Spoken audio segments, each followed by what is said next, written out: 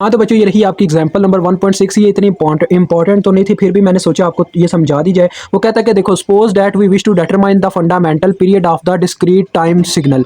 यानी कि हम क्या चाहते हैं जी कि हम इसका फंडामेंटल पीरियड निकाल लें। ये जो आपको सामने सिग्नल है, इसका डिस्क्रीट टाइम सिग्नल है जो आपके सामने, इसका फंडामेंटल पीरियड निकाल लिया जाए। ठीक है, तो देखें बच्चों, सीधी सी बात है, यहाँ पे X of N is equal to E J की पावर 2 पाई/3 है। ठीक है, तो इसका फंडामेंटल पीरियड कैसे निकाला जाता है, दोनों का हम फंडामेंटल पीरियड निकालेंगे, जिससे आपको इसकी समझ आ जाएगी। कोई इतना लंबा चौड़ा काम नहीं है, इंशाल्लाह आपको जल्द से जल्द समझ आएगी। तो देखें बच्चों, होगा क्या, इसको मैं यहाँ पे थोड़ी सी जगह में ही आपको करके दिखाऊंगा, ज़्यादा इसका लंबा चौड़ा काम नहीं है। देखें ये क्या है जी, आपको पता है सिंपल फॉर्म में यहाँ पे टाइम होता है, टी होता है, तो T is equal to T not होता है ना। तो लिहाजा इसी तरह से हमारे पास क्या होता है जी, देखो ये है 2 पाई/3।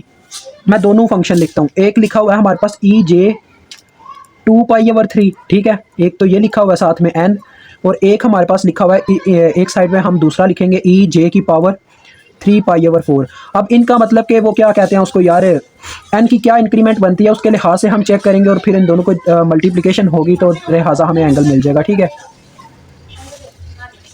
ये आ गया। ठीक है बच्चों, तो देखिए बच्चों, इसको कैसे करना ज़रा मेरी बात गौर से सुनिएगा। ये जो एन की हमारे पास पता क्या होता है, कैपिटल एन होता है। ठीक है, कैपिटल एन जिसकी लिमिट हमारे पास होती है, देखो बच्चों इसमें सारे एंगल्स आ जाते हैं। देखिए 2 पाई आ जाता है, यानी कि पेयर जो होता है, टोटल एक सर्कल का चक्कर जो होता है उसको हम कहते हैं। ठीक है, एक आता है 0, फिर आता है 2 पाई, फिर आता है 4 पाई, फिर सो ऑन, ऐसे ही 6 पाई एंड सो ऑन, ये चलता जाता है। ठीक है, तो ये होता है कैपिटल एन। हमने इन दोनों को कैलकुलेट करना, देखे कैसे करेंगे। इनके जो एंगल है ना, इसको आपने कैपिटल एन के इक्वल रखना है। एन इज इक्वल टू आ जाएगा जे को छोड़ के। ठीक है, एन इज इक्वल टू 2 पाई/3 स्मॉल एन। असल में आप स्मॉल एन की वैल्यू कैलकुलेट करने वाले हो। ठीक है, तो इसी तरह से आपने यहाँ पे क्या करना है जी, इसको भी इक्वल रख लेना। देखो 3 पाई/4, इसको मैं इसी तरफ चलो लिख लेता हूँ, मुझे उसको भी वैसे उसी तरफ ही लिखना चाहिए था, इसको उस साइड पे लिखना चाहिए था, बाद में इधर ही लेके आना था।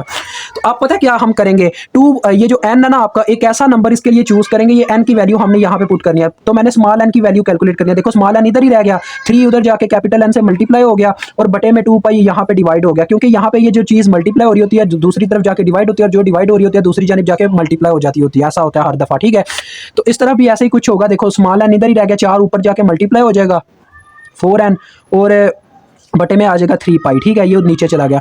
अब बच्चों हमने कोई ऐसे मतलब कि एन की कोई ऐसी ऐसी दोनों के लिए वैल्यू चूज करनी है जिससे क्या हो जी कि ओवरऑल हमारे पास क्या हो कि बटा खत्म हो जाए। देखो अगर मैं यहाँ पे इस कैपिटल एन की जगह 0 पुट करता हूँ, ये तो पूरी वैल्यू 0 हो जाएगी, मुझे 0 तो नहीं रखना। ये 0 वैसे इसकी रेंज में आपने पुट कभी नहीं करना। 0 वैसे मैंने आपकी वैल्यू बता दिया कि क्या क्या हम पुट कर सकते हैं।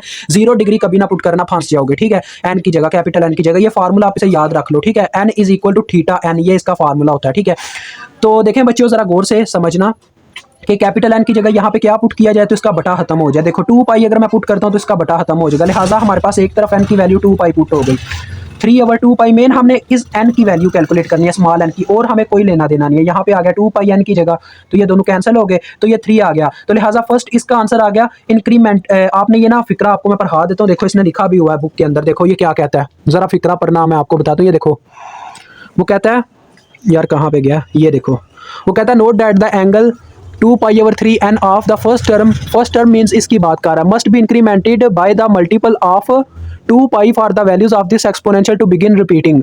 We then immediately see that if N is incremented by 3 the angle will be incremented by a single multiple of 2 pi. यानी कि अगर आपका एंगल जो है वो कहना चाह रहा है, अगर आपका एन जो है एन जो है अगर वो 3 टाइम्स इंक्रीमेंटेड होता है ना, तब ये 2 पाई से इंक्रीमेंट हो सकता है। दैट्स वाई एन की वैल्यू 3 आ गई एक तरफ। ठीक है, अब दूसरी तरफ एन की वैल्यू बच्चों कैलकुलेट करेंगे। ठीक है, यहाँ पे मैं लिख देता हूँ इंक्रीमेंट, ये मेरा शॉर्ट वर्ड है इंक्री। ठीक है, आगे डॉट लिख देता हूँ बाय 3। फर्स्ट का तो पता चल गया, सेकंड का पता करते हैं। देखो बच्चों यहाँ पे एन की कौन सी वैल्यू पुट की जाए तो बटा खत्म हो जाए। अगर मैं 2 पाई पुट करता हूँ यहाँ पे तो पाई पाई तो कैंसिल हो जाएगा, लेकिन 3 खत्म नहीं हो सकेगा। डेट्स वाई 2 पाई किसी काम का नहीं है। आगे 4 पाई आता है, 4 पाई अगर मैं यहाँ पे पुट करता हूँ बच्चों तो क्या होगा, पाई पाई से कैंसिल। ठीक है, और क्या होगा, फिर भी 3 कैंसिल नहीं हो सकेगा बटे में से, फिर बात रह जाती है 6 पाई पे। तो 6 पाई ही पुट हो सकता है क्योंकि 6 पाई बटे को कैंसिल कर देगा। देखो 4/3 पाई मल्टीप्लाई बाय 6 पाई। देखो पाई पाई से गया 3, एक बार 3, 2 बार 6, 2 4 बार 8 आ गया। ठीक है, तो इसे हम लिखेंगे इंक्रीमेंट बाय 8। ठीक है, अभी मैं आपको बताता हूँ आंसर कैसे निकालना है। तो देखो बच्चों, इसके आगे जो रह गया ना वो आपको बुक से ही समझ आ जाएगा। अब बुक से वैसे इतना समझाने वाली बात नहीं है। ये इक्वेशन में तो आपने देखा था, ये डिस्क्रीट के लिए था, डिस्क्रीट टाइम सिग्नल के लिए। पहले जो आपको समझाया था वो आपको पता ही है, वो तो सिंपल मैग्नीट्यूड वाली एग्जांपल थी। तो इसकी ज़रा ना अब ये छोटी सी बस एक चीज़ आपने समझनी है। देखो यहाँ पे क्या हो रहा था, डिस्क्रीट की मतलब कि इक्वेशन में x of N is equal to दोनों जमा हो रही थी। जब दोनों जमा हो रही होती है और पावरें जो है ना, जब पावरों का हम इंक्रीमेंट निकालते हैं ना, तो फिर वो इंक्रीमेंट आपस में मल्टीप्लाई होकर इक्वेशन का इंक्रीमेंट देते हैं। तो लिहाजा क्या होगा, 8 और 3 आपस में ज़रब हो जाएंगे, तो इस इक्वेशन का क्या इंक्रीमेंट बना, 24 इंक्रीमेंट बनेगा। तो देखो यही इसने नीचे लिखा होगा, ये देखें बच्चों, पढ़ना ज़रा मेरे साथ। Now for the entire signal x of n to repeat each of the terms in equation 1.59, ये ऊपर इक्वेशन उसने नाम दिया इसको, ठीक है। Must go through an integer number of its own fundamental period, यानी कि वो खुद भी किसी इंटीजर नंबर से मल्टीप्लाई होकर क्या देते हैं, कोई इंक्रीमेंट से सिंपल होते हैं, ठीक है। तो लिहाजा that's why the smallest increment of n that accomplish this is 24। तो जो इन दोनों का इंक्रीमेंट बनता है ना इस पूरी इक्वेशन का, वो 24 बनता है। वो ये कहना चाह रहा, तो यही तो मैं भी आपको कह रहा था और आपको बोला था यार बच्चों, ये इतना मतलब कि कोई सिर खपाने वाली बात नहीं है, छोटा सा बस एक क्वेश्चन था, ये हल हो चुका है आपका। बस ये छोटी सी एक बात थी, डेट्स वाई मैंने बुक का इस्तेमाल किया। अगर आपको मेरी बुक का इस्तेमाल करना नागवार गुजरा हो तो यार माजरत चाहूँगा, लेकिन बुक का यहाँ पे इस्तेमाल ज़रूरी था, ठीक है। तो भी आप मुझे इजाज़त दें।